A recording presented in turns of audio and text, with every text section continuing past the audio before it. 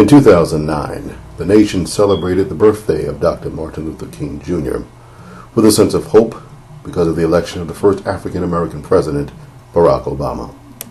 Despite our challenges, hope was the operative word. In this year of 2011, we celebrate the birthday of Martin Luther King Jr. against the backdrop of despair and tragedy with the events which took place in Arizona. The nation prays for the victims and their families, especially Christina Taylor Greene, who was born on September 11, 2001.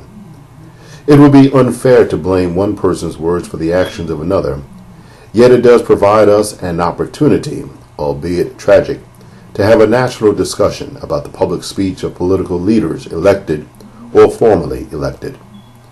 I do not blame former Alaska Governor Sarah Palin for the actions of the gunman in Arizona, and nor do I consider her a victim of the media, which has enabled her to become quite wealthy. While her use of the term blood libel, which has a deep and profound connotation, is troubling, I don't blame her for taking advantage of her notoriety in order to become famous and rich. She, however, like many others, need to be challenged when it comes to her political rhetoric. The rise of militias in the United States is troubling, as is the fact that this president has received more death threats than any president in the history of the United States.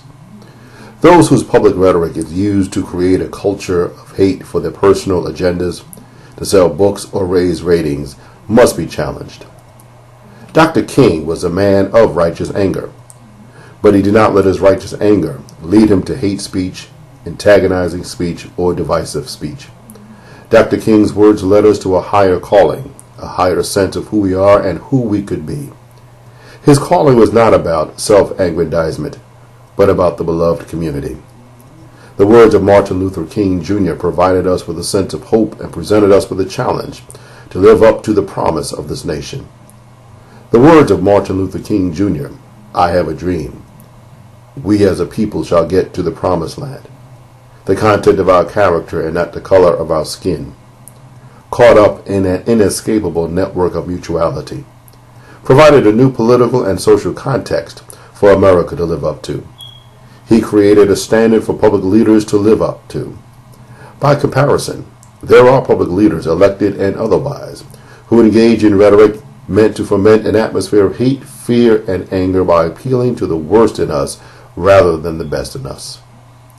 We cannot and should not forget the ads of politicians who had crossbones across the face of opponents or the words of those who accuse candidates of hanging around terrorists.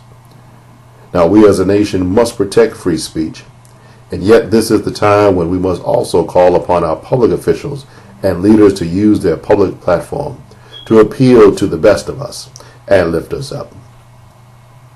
This weekend, religious institutions will participate in various kinds of worship services in observance of Dr. King's birthday. Some of these celebrations will simply be another excuse for an offering, but some will step up to the challenge with a deep message and profound challenge for the communities and parishioners. Despite the tragic events in Arizona, I remain hopeful because the God we serve is a God of hope. I remain hopeful because of the message that will be proclaimed this weekend in many religious institutions.